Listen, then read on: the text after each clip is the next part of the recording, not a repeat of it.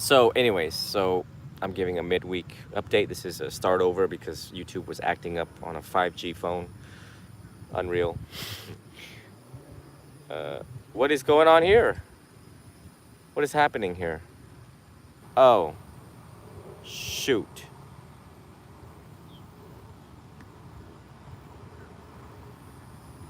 Uh, what?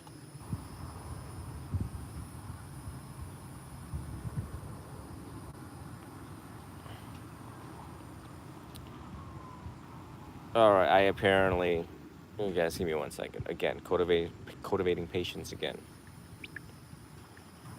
I'm getting too old. I'm turning 35. I'm getting old. I can't even use technology anymore. All right. So I'm giving a midweek update. All right, about my birthday. What's going on? So a couple days ago, I went to the dentist for a filling. It was quite of an experience because I'm like, oh boy, here we go. It's been years since a filling. Here comes another one. And then the dentist tells me this, which is like horrific. You're like, but they're telling you the truth. And it was a new dentist. So I had to learn to trust him quickly. The dentist goes, I gave you 2 shots to numb this area. And while I'm doing my thing with this Dremel drill thing, if you experience any pain, raise your left hand and I'll give you another shot. And in my mind, and I'm like, oh boy, I hope it doesn't hurt. So I lean back and he's doing his thing.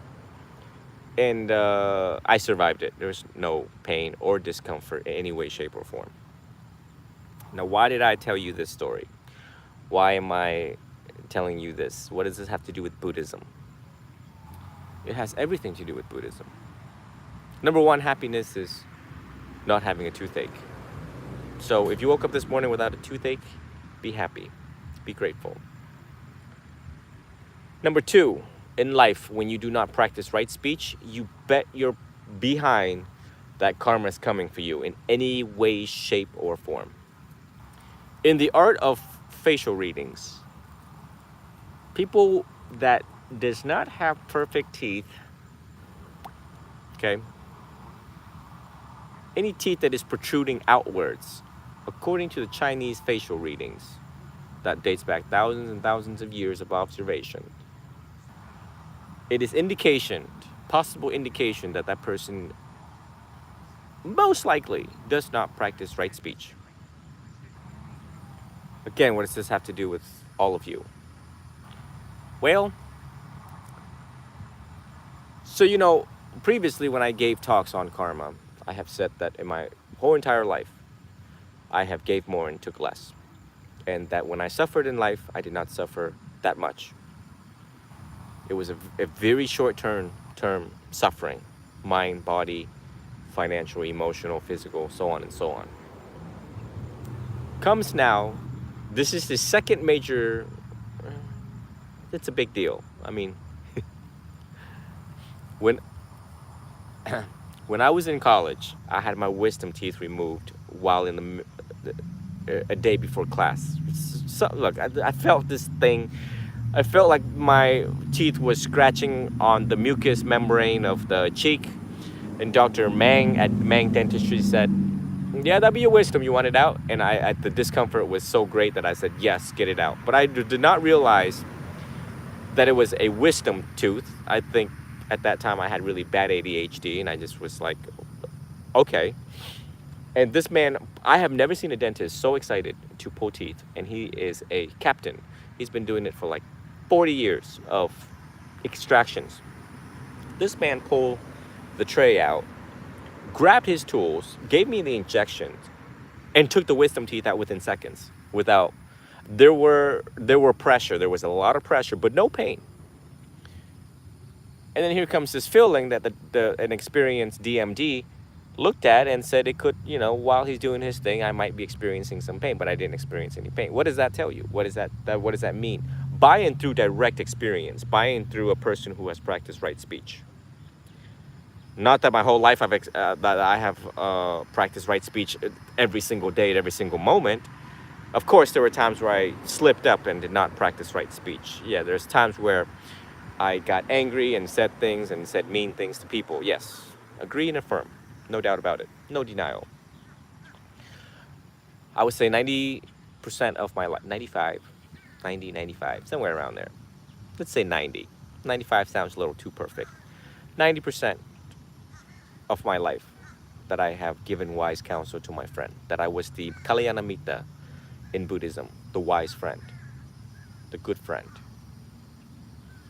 So therefore, as a direct result of practicing right speech, somewhere down the line, whoever is keeping track of this karma thing, somewhere down the line, the law of cause and effect said, no pain for him. He does not deserve oral pain because he has used his oral skills to benefit others, to lift others up, to give wise counsel, and have saved lives as a direct result of his speech. And I tell you what, that wisdom teeth, look at, number one, examine yourselves, and number two, talk to other people about wisdom teeth removals. I have heard, and then after I found out it was the wisdom tooth that was removed, and I looked it up, wisdom teeth removal on YouTube, I swear, some of these videos you just watch and you just like pass out and die, just from looking at the horrific stories that leads to surgeries and complications during wisdom teeth removal. I didn't realize how deep that thing is up there. Oh my God, holy cow. Now, during the whole thing, right, I was practicing a Subha Bhavana. And since I have a real skeleton in my room named Stan, and I have closely examined Stan's teeth, because that is one indication to figure out whether the skeleton was actually real, is you look at the skeleton's teeth, and then it's like, so this is a real skeleton. And people are like, no, it's not. Well, go look at the skeleton's teeth, and you will find out how real it is, because you're like, oh my God, look at the ridges, ridges and gaps, and you realize, oh yeah, he's real. So I was meditating while the dentist was doing his thing. I had minor fear that a little discomfort or pain was going to be urgent right there in the moment. However, I meditated on the 32 parts of the body, and teeth being one of them. And so I actually placed myself in Stan's shoes as the skeleton, and I was like, this is the true nature of reality of a tooth. That it is prone to not last forever. It is prone to changes and subject to suffering. And that rarely is it under my control, even though I try to control oral health as much as I possibly can by brushing every time and blah, blah, blah, blah, blah. I can like literally write a book based on my 1 hour sitting at the dentist's office with the type of meditations I use, the different type, eclectic type, in switching modes to try to achieve peace in the middle of this process. And I did. And even if he did hit a nerve, I would have been like, oh, look, it's the true nature of reality. And I would not have made it personal, which is, oh my God, my pain. This is painful, and how we drag it on, right? We're very dramatic. Humans, we're very dramatic, especially here in the West. Oh my God, blah, blah, blah, blah. I've worked some lawsuit cases when it comes to people doing their nails, and they have sued because the technician would like clip just a little bit and they see blood, and they're like, they throw a fit to no end. They sue, they try to get money, and I'm just like, had that been a Buddhist, how would they react? Is it true, I would ask the Buddhist, that is the true nature of reality of nail technicians, that they're gonna make mistakes, and today just so happens to be you, the subject. So why don't you just forgive, and if it's not too big of a deal, you're not gonna get HIV here as a direct result of clipping your nails. So the attachment to oneself, right? It's just funny.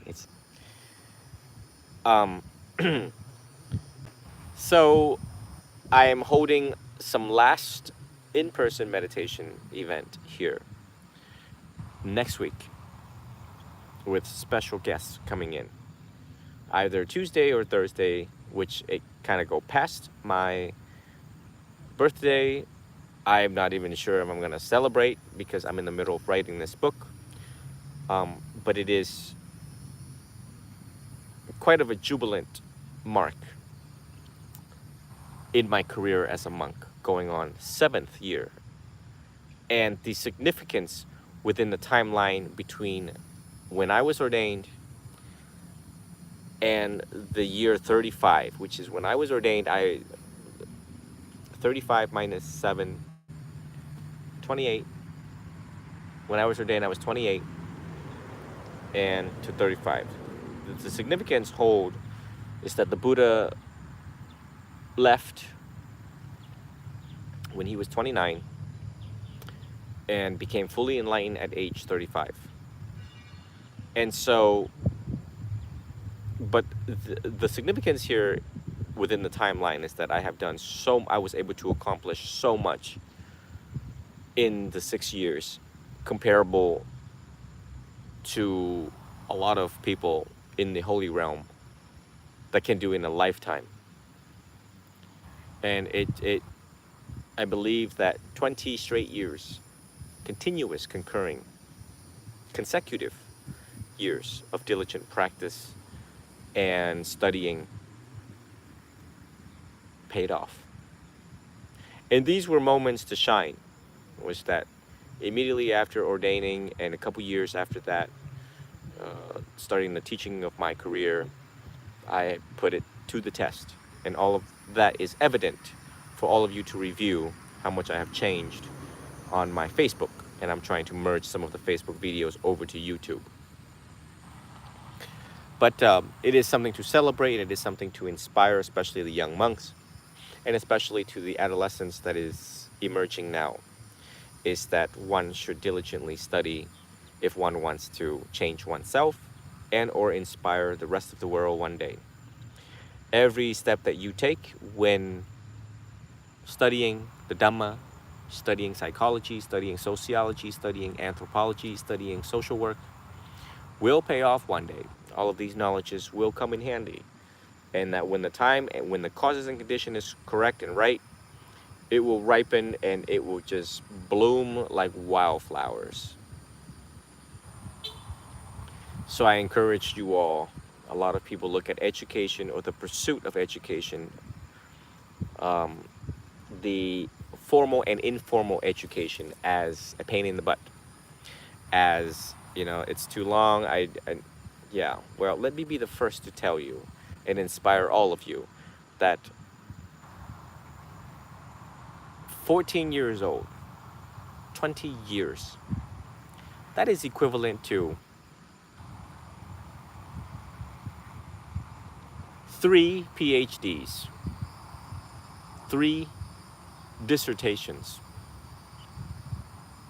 the time invested, the quality of education that I have put in to first and foremost alleviate my own suffering, and then subsequently realizing that, oh, well, I've solved my problem. Now I need to help others solve their problems. So, yeah, let that sink in for a little bit when you guys have this conversation with yourself about my diploma, my technical skills certificate, my bachelor's, my master's, my doctorates. 20 straight years and still going. I will never stop studying. It actually gets more exciting each year. And as a matter of fact, now I'm writing my book. I have to do additional research to cite my sources. So I'm reading Buddhadasa, the most venerable Buddhadasa on Paticcasamuppada, dependent origination. So I have to know, you know, again, this is how we learn, right? So I challenge all of you to write your own books, do your own research, and study diligently. Because one day when your time comes to shine at work, home, school, or if your life ever changes, the knowledge that you have accumulated will be very handy and will always be with you, and that is how you gain enormous amount of reverence and respect.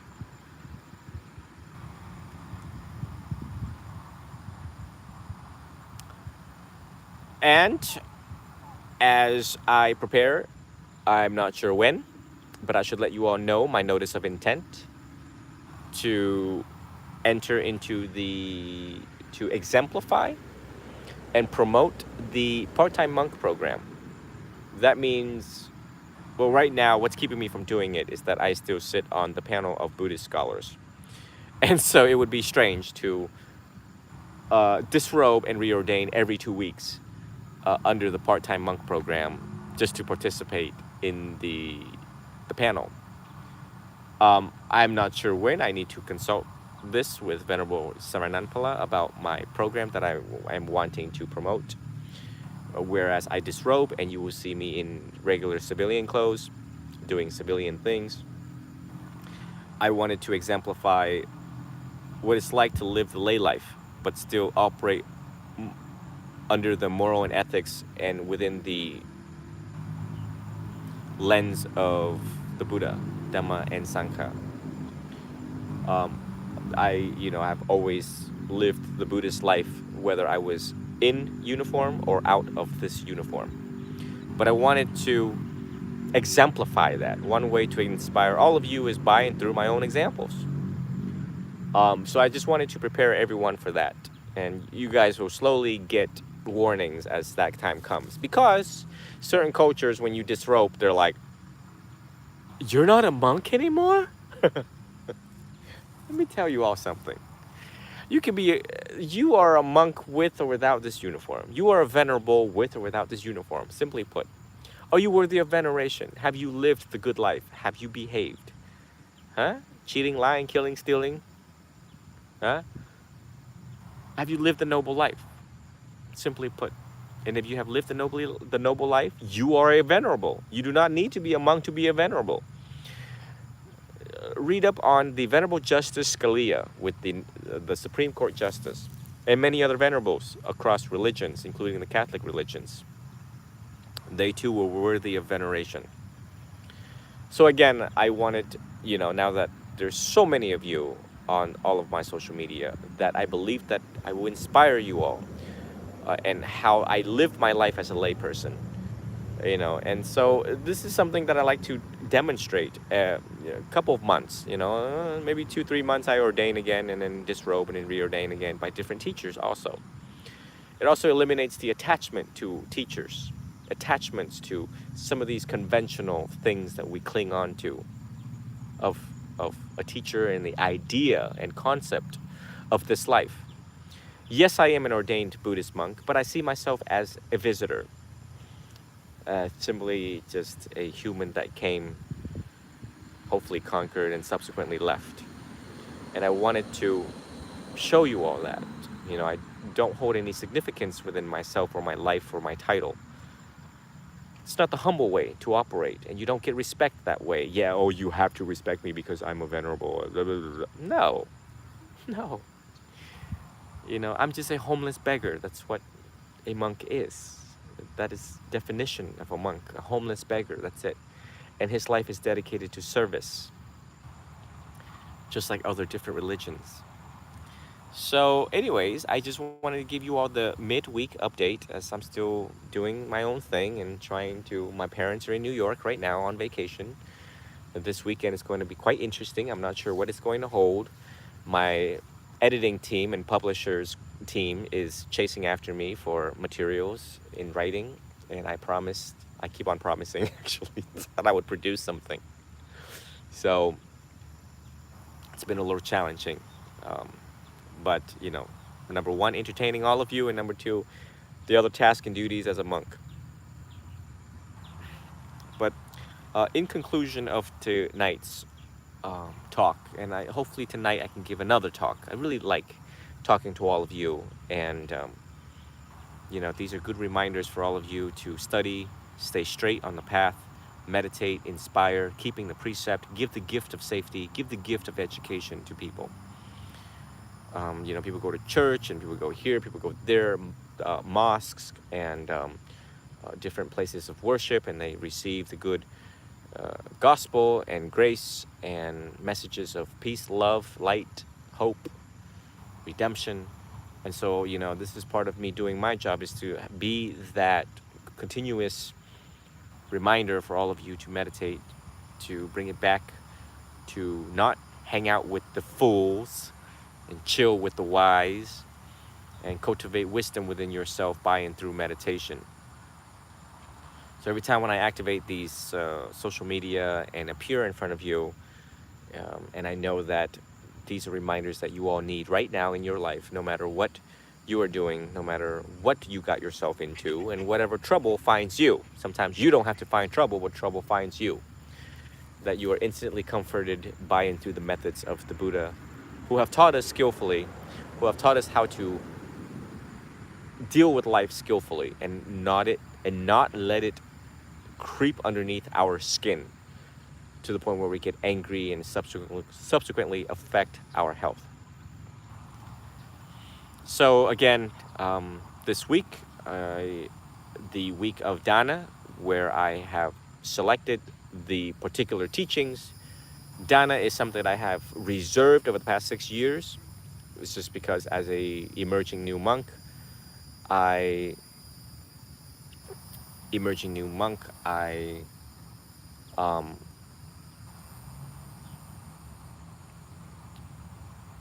wanted to steer away from praise or blame. But again, this marks a significant time in my life where I want to inspire all of you to give more and take less. That means I'd like for you all to tell me if you have volunteered this week, volunteered the week of the birthday of the Venerable, that you gave more and took less, that you dedicated your mind, body, speech, energy for the benefit of humanity, if you've opened the door for someone, if you have said thank you, if you complimented somebody and made their day in some way, shape, or form. It brings great joy to my heart that you take this karmic challenge. And if you, once your bill is paid, all of your bills are paid, everyone in America has bills. And if you like to donate, the link on Linktree, donating constitutes gift of the 4 requisites for the monastic monks, in particularly robes that we need, medicine that we need, and that funding can go to food whenever there's a shortage of food in the monastery, and so on. But it is not a requirement, and I am not asking for people who right now dealing with financial hardship to do so. What is most important as a Buddhist, and we Buddhists need to remind ourselves, is that trademarks of a Buddhist is one who gives more and take less. Always that.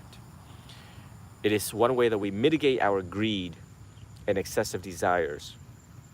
And it is one way that brings so much intrinsic joy that we can access at any time in helping people who are in need.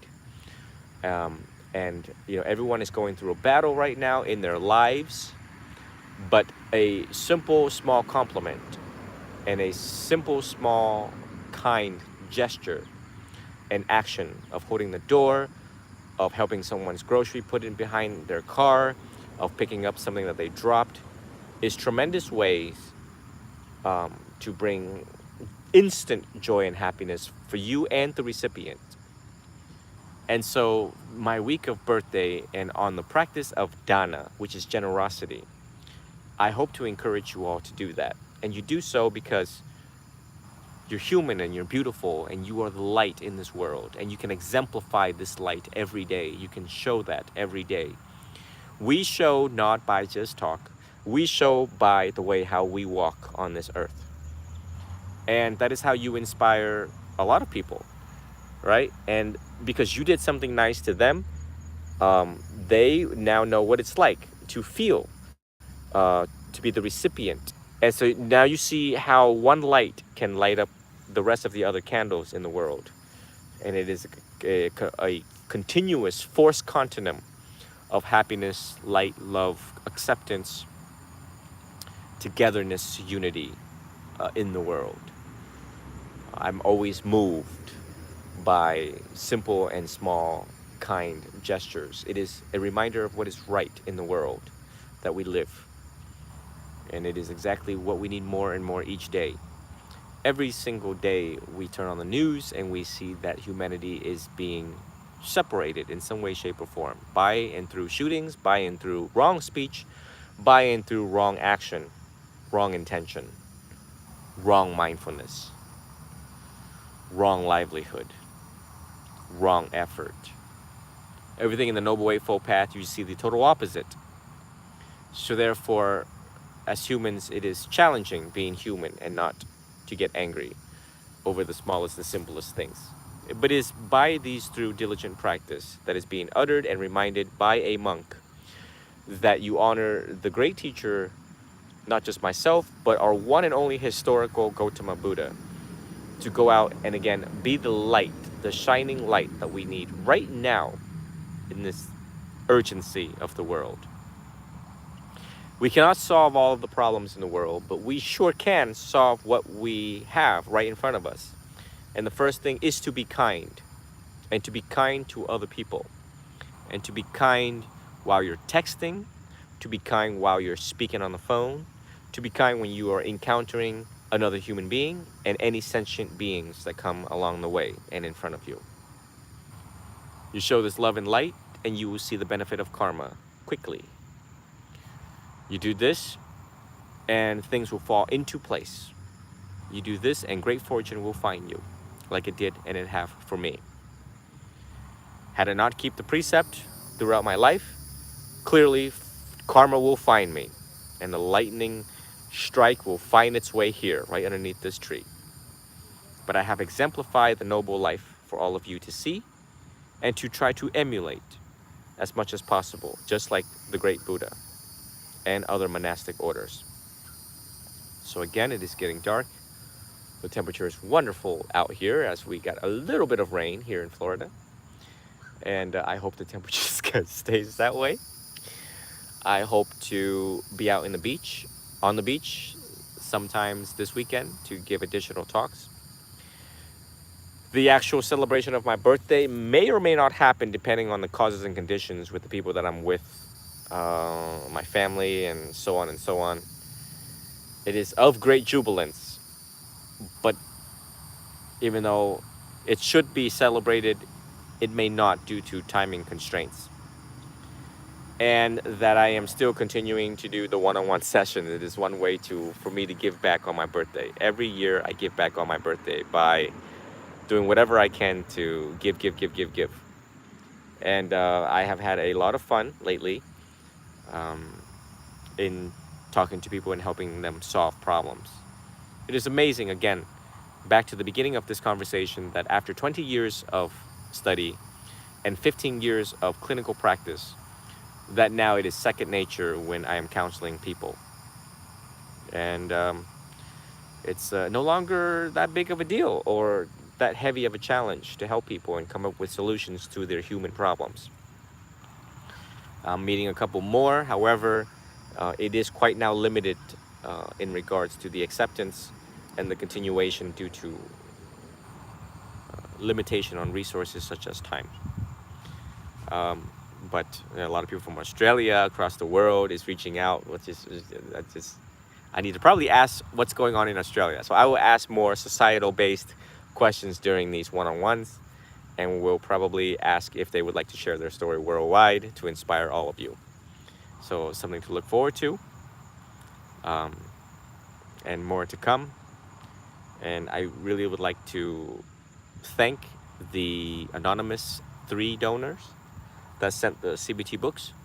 I believe there's a total of 7 CBT books right now. And if you'd like to donate the CBT book, it is on my YouTube. I need more of the Cognitive Behavioral Therapy by Wilson and Branch, CBT for Dummies by Wilson and Branch, and where you can send it is my dad's office. Typically any sorts of fundings or donations or these types of requests,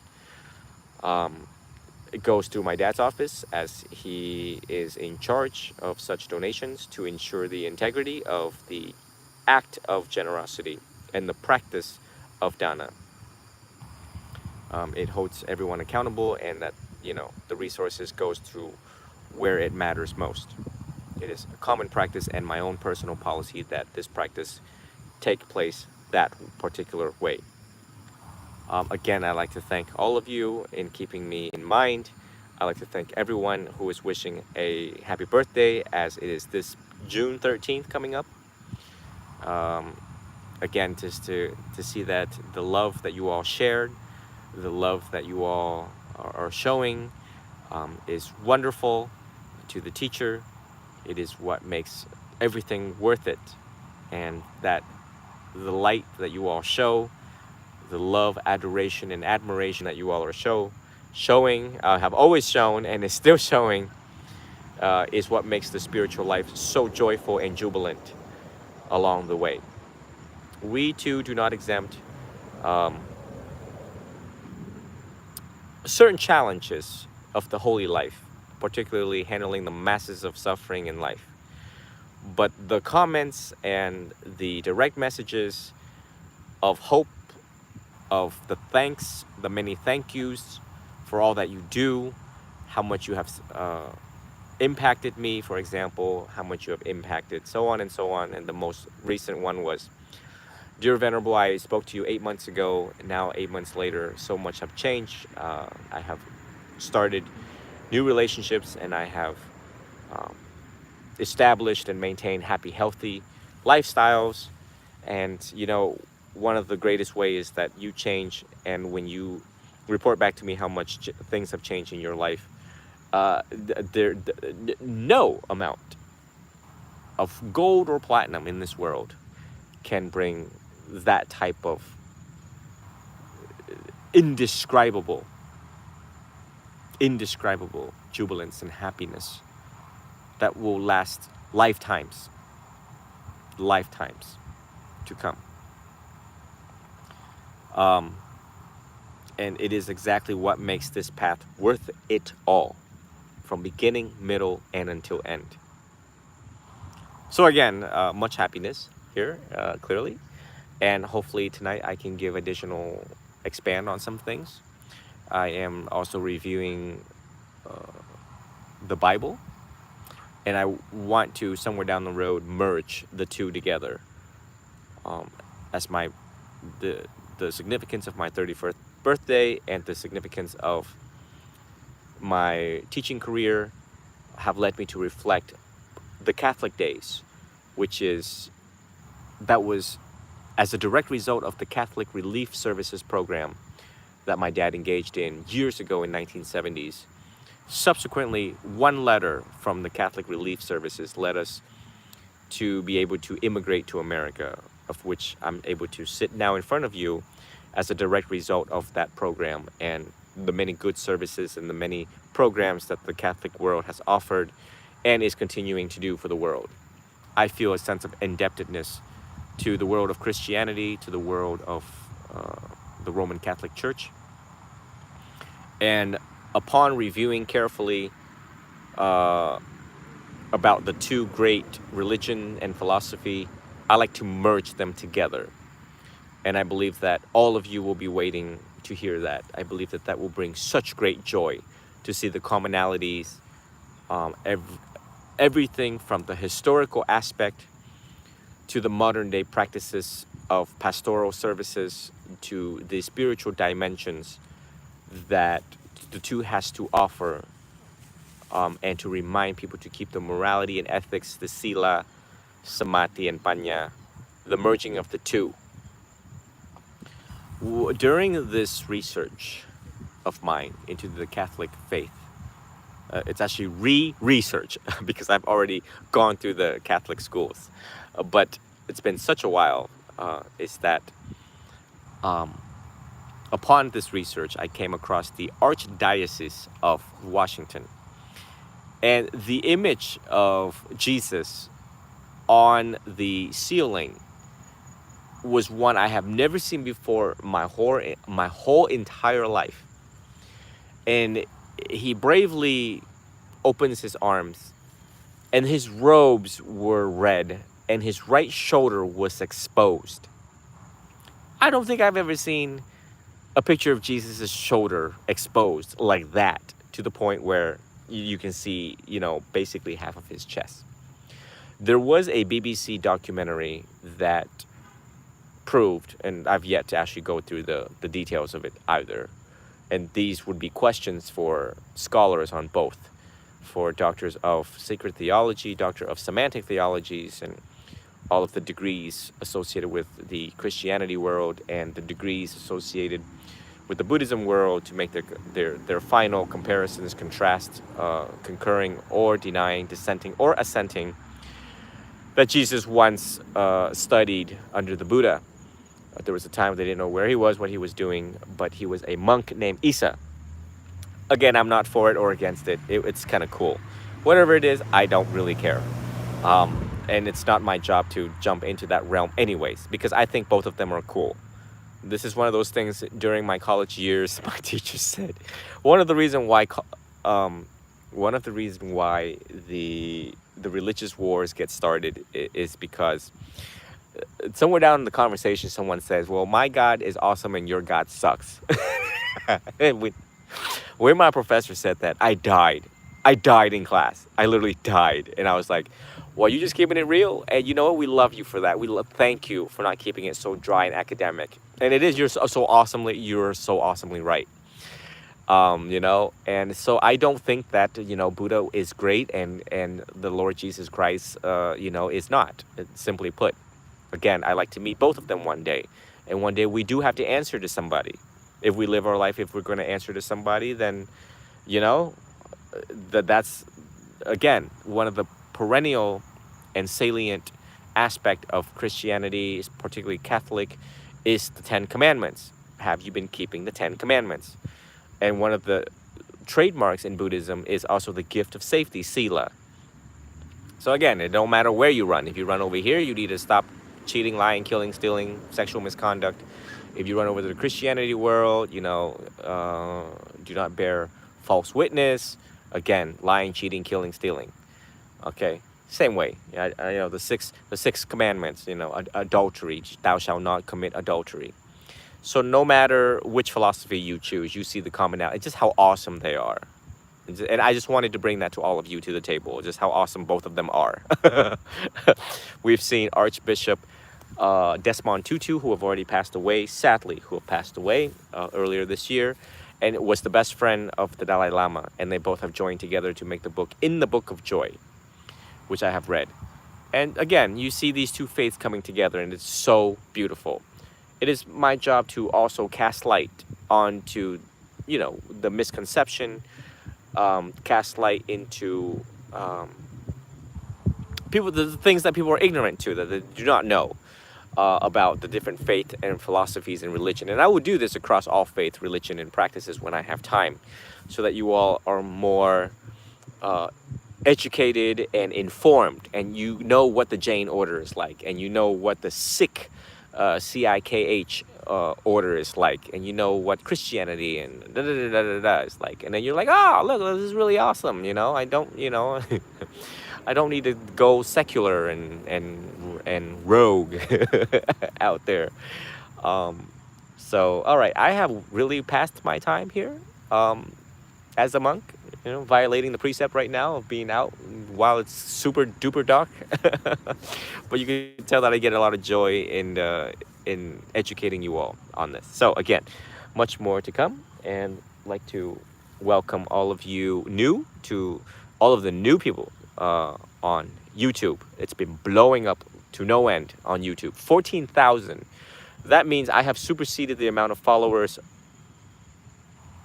that has been seen in a lot of colleges, in a lot of universities, and a lot of teachers. A lot of teachers have been teaching for 20 years, have not accumulated this amount of followers on there. So it's super awesome to welcome all of you on YouTube. And again, may you all be well, be happy, be free, and until the very next time. Sadhu, sadhu, sadhu.